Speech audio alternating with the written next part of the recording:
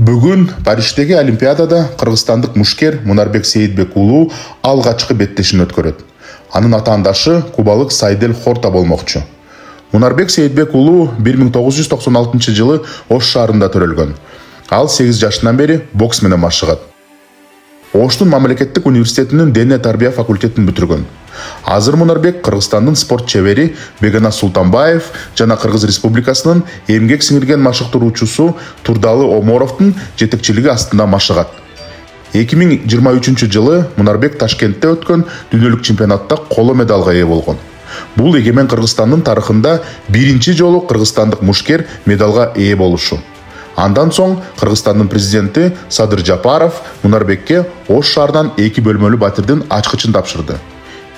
2024 жылдын 2-июнунда Мунарбек Сейитбек уулу Париждеги Олимпиадага лицензия утуп алган. Белгилей кетсек, Токиодо өткөн акыркы Олимпиадада биздин бокс боюнча бир дагы спортчу катышкан эмес. Париждеги Олимпиадада Мунарбек Сейитбек уулу чоң ийгиликтерге жетишерине ишенет. Кыргызстаныбыздын желегин бийик желбиретебиз. Бардыгыңыздарга салам, дуа кылып туруңуздар. Кудайым буйрса, көптөгөн ийгиликтер менен Кыргызстанга кайтып барабыз.